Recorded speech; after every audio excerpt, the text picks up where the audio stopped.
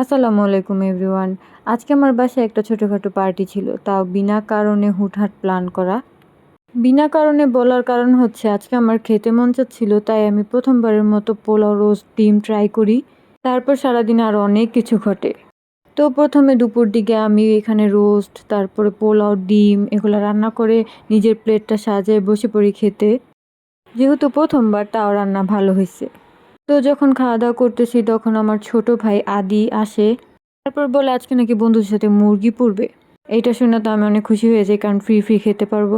তারপর সন্ধ্যাবেলা ছাদে চলে যাই, তারপর দেখি এখানে মুরগি পোড়া শুরু করে দিছে, নাচ গান।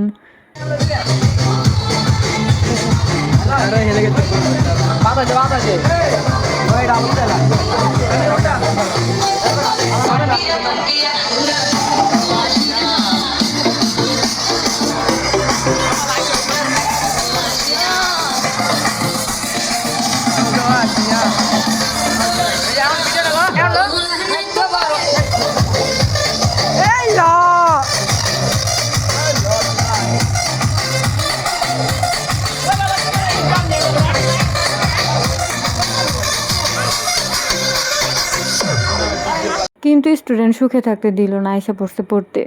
তারপর তাকে পড়ানোর সময় বললাম আজকে দাওয়াত খেয়ে যেও, কিন্তু বলতেছে শ্বাস ছাড়া নাকি দাওয়াত খাওয়া যায় না। তাকে নাকি সাজায় দিলে সে দাওয়াত খাবে। তো তারপর মেকআপ নিয়ে বসে পড়লাম তাকে সাজায় দিতে। ছোট বাচ্চাদের যেমন খুশি তেমন সাজায় দেওয়া যায়, কিছুই বুঝে না। কিন্তু সে বুঝে চুমকি দিতে হবে। তো বলতেছিল যত বেশি চুমকি দিব তত নাকি ওকে সুন্দর লাগবে। তো আমিও দিলাম সাজে। তারপর চলে গেলাম ছাদে নাচ দেখতে ওকে নিয়ে।